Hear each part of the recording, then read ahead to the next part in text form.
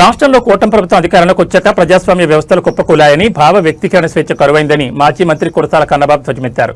ప్రజలు చంద్రబాబు మాయమాటలు నమ్మి ఇప్పుడు మోసపోయామని విలపిస్తున్నారని ఆయన విమర్శించారు.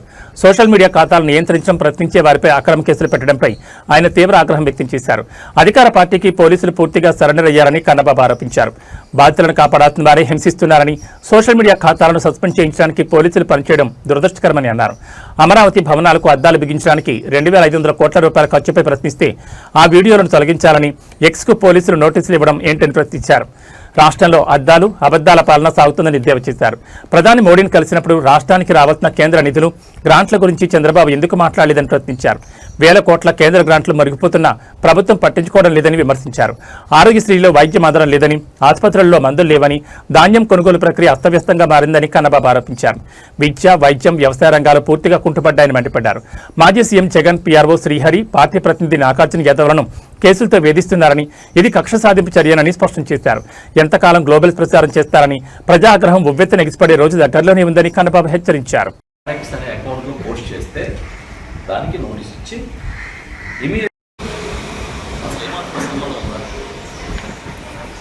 అసలు ఆ కంటెంట్ ఈ జగనన్న కనెక్ట్స్ అనే ఖాతాకి సంబంధమే లేదు. ఏ సోషల్ మీడియా ప్లాట్ఫామ్లో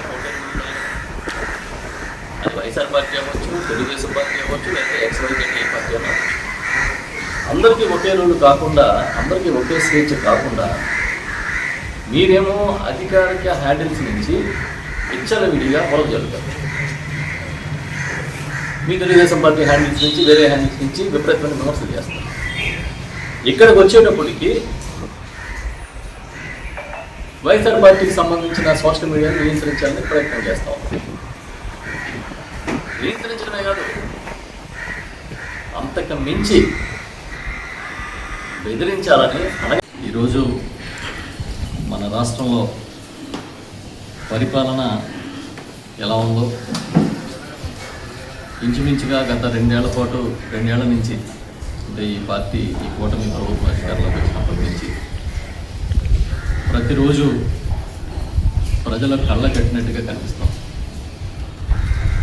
మాయ మాటలు నమ్మి నిజమేనేమో చంద్రబాబు నాయుడు గారు మారాడేమో, ఇంకా ఏదో గొప్పగా చేసేస్తాడేమో, వాళ్ళు చెప్పిన మాటలన్నీ నిజమేనేమో, జగన్మోహన్ రెడ్డి గారు ఈ రాష్ట్రానికి అన్యాయం చేశారేమో అనుకుంటూ చాలామంది ఆ ప్రభావంలో పడి సుమారు 2 ఏళ్ల క్రితం ఓటు వేసిన ఫలితాన్ని ఇవాళ కూడా అనుభవిస్తున్నారు. ఇంకా రేపు మారుతారు అని ఎదురు చూడటమే కానీ కేవలం స్వలాభం తప్ప మినిమం ప్రజల పక్షాన నిలబడే పరిస్థితి రాష్ట్ర ప్రభుత్వానికి కనిపించట్లేదు. వాళ్ళ గొప్పలు చెప్పుకోవడానికి, కేంద్రంలో వాళ్ళకున్న పరపతి నిరూపించుకోవడానికి ప్రతిరోజు తాపత్రయపడమే తప్ప ఈ రాష్ట్రంలో ఒక్క వర్గానికి కూడా మేలు జరిగిన పరిస్థితి కనబడుతుంది. రైతులు కానీ, విద్యార్థులు కానీ, ఉద్యోగులు కానీ, సామాన్య ప్రజలు కానీ ఏ ఒక్కరూ ఇవాళ తమ సమస్యలు పరిష్కారం అవుతాయనే ఆశలో లేరు. ప్రభుత్వం ఆదుకుంటుందనే ఆలోచన కూడా ఇవాళ చేసే పరిస్థితి లేదు. ఎందుకంటే మనకి చాలా క్లియర్గా తెలుస్తోంది, ఈ ప్రభుత్వానికి వాళ్ళ సొంత ఎజెండా, అది తప్ప ఇంకేం లేదండి. ఆ ఎజెండా తేటతెల్లమైనప్పుడల్లా, వాళ్ళ స్వార్థాన్ని ప్రజలు అర్థం చేసుకున్నప్పుడల్లా డైవర్షన్ పాలిటిక్స్ చేస్తూ ఉన్నారు. కొద్ది రోజుల నుంచి చూస్తే ప్రజాస్వామ్య వ్యవస్థలకి, ప్రాథమిక హక్కులకి భంగం కలిగించడమే లక్ష్యంగా ఈ ప్రభుత్వం పనిచేస్తుంది. ఎవరూ కూడా ప్రభుత్వాన్ని విమర్శించకూడదు, ఎవరూ కూడా వ్యవస్థలో లోపాన్ని తప్పు పట్టకూడదు, తప్పు ఎత్తి చూపకూడదు. అలా చేసినట్లయితే మేము ఖచ్చితంగా మీ మీద ఒత్తిడి తీసుకొస్తాం, మిమ్మల్ని నష్టపరుస్తాం అన్నట్టుగా ప్రభుత్వం వ్యవహరిస్తాం.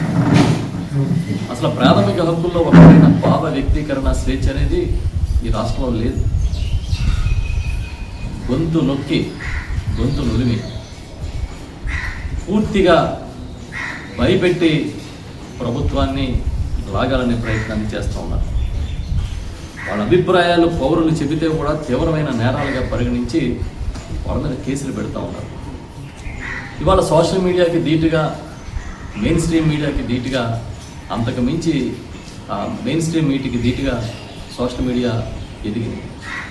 ఆ సోషల్ మీడియా ప్రభావాన్ని, ఎందుకంటే చాలా వరకు ప్రధాన మీడియాని, మెయిన్ స్ట్రీమ్ మీడియాని ప్రభుత్వం కంట్రోల్ చేస్తూ ఉంది, వాళ్ళ ఆధీనంలో ఉంచుకునే కార్యక్రమం చేస్తూ ఉంది, వాళ్ళ చెప్పు చేతల్లో మీడియా నడిచే కార్యక్రమం ఉంది. కాబట్టి సోషల్ మీడియాని కంట్రోల్ చేస్తే, సోషల్ మీడియాలో విమర్శలు రాకుండా చూసుకుంటే అది చాలు మనల్ని గట్టెక్కిస్తుందనే భావన వాళ్ళ ప్రభుత్వంలో ఉన్నట్టుగా కనిపిస్తుంది. ఎవరో వ్యతిరేకించకూడదు ప్రభుత్వ నిర్ణయాలు, ఎవరో తప్పు పట్టకూడదు, పడితే మిమ్మల్ని సంఘ విద్రోహ శక్తులుగా చూస్తామన్నట్టుగా ప్రభుత్వం ఇవాళ